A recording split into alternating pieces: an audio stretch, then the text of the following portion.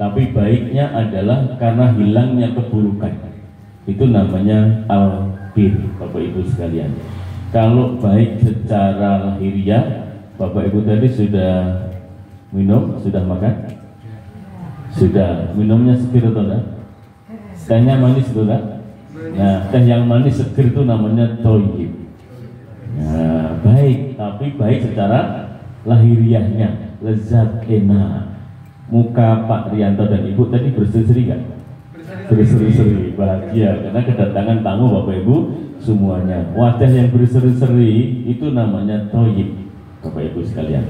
Nah, kira-kira hatinya, hati beliau bahagia nggak ketika ketemu dengan Bapak Ibu? Bahagia. Kemudian sifat baiknya keluar toh, monggo dipun unjuk gitu kan. Nah, sifat baik yang keluar dari hati ya dan ditampakkan dalam lahiriahnya itu namanya khair. Nah, ya Bapak-Ibu jadi sudah kenal thayyib sama khair. Kemudian caranya Bapak Ibu tadi minum dan makan bagus nggak? Bagus, dengan cara duduk, ambil pakai tangan kanan, berdoa dulu nggak tadi? Berdoa Bismillahirrahmanirrahim. Atau malah ada yang tambahi Allahumma barik lana fima razaqtana wa qina adzabannar. Itu cara minum dan makan yang baik, namanya ma'ruf.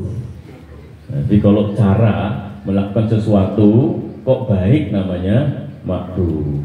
Niatnya ikhlas namanya ahsan. Maka disebut dengan ihsan, orangnya muhsin.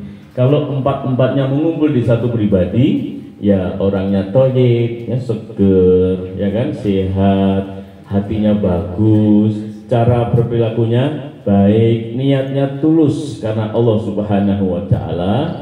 Empat sifat itu mengumpul disebut dengan solih atau solihah, gitu ya Bapak Ibu. Nah, sifat itu bisa muncul Bapak Ibu ketika sifat-sifat buruknya keluar, gitu Bapak Ibu. Maka dulu coba ingat-ingat ketika dulu kita berhaji, kita ada satu kewajiban ketika di Mina, namanya melempar jumroh. Apa itu jumroh Bapak Ibu? Jumroh.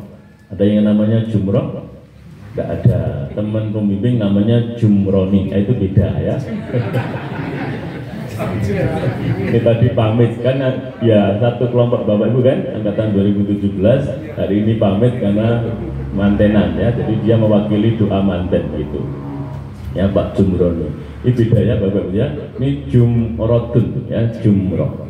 Nah, itu artinya kerikil yang kecil gitu. Maka kumpulan dari kerikil yang kecil namanya jamarotun, itu jamaknya. Maka tempat dulu ketika kita melempar jumroh dinamai apa? Jamarot, ya kan Bapak ya? Yuk ke jamarot yuk untuk melempar jumroh gitu.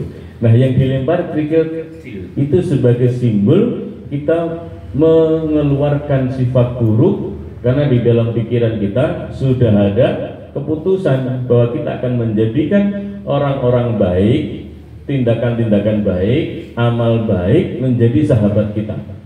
Dan kemudian menjadikan setan berikut dengan kegiatan-kegiatan perbuatan buruk lainnya menjadi musuh kita. Kapan itu kita putuskan? Kita putuskan pagi hari tanggal 10 Zulhijjah sebelum kita berangkat melempar jumroh. Yang sebelumnya sudah merenungkan semalaman di malam tanggal 10, yaitu di Muzdalifah. Kenapa merenung? Karena sebelumnya wukuf, mengenali dirinya sendiri, seberapa banyak dosanya, seberapa banyak amal baiknya, kemudian kira-kira harus berbuat apa. Maka direnungkan satu malam. Maka dalam risalahnya, tuntunannya, kita tidak boleh menginap di Muzdalifah, itu ada atapnya. Maka semua istirahat tanpa beratap, supaya kita langsung bisa melihat ciptaan Allah Subhanahu wa taala di atas bumi ini, terus khususnya yang di atas langit, sehingga mampu membayangkan betapa besarnya kekuasaan Allah dan betapa kecilnya diri kita yang hanya ibaratkan satu titik di antara kertas yang sangat lebar sekali. Ya Bapak ya, area Arafah, Muzdalifah, Mina itu kira-kira berapa meter persegi Bapak Ibu? Nggak pernah ngukur ya. Ya, tapi luas gitu kan, Wah, luas banget. Kira-kira Bapak Ibu itu terlihat nggak kalau dilihat dari helikopter? Nggak terlihat. Ya, Pak polisi yang patroli itu dari atas helikopter nggak melihat wajah Bapak Ibu, tapi hanya melihat kumpulan orang-orang, ibaratkan hanya titik-titik kecil saja yang bergerak, gitu kan, Bapak Ibu. Nah, maka betapa kecilnya kita itu.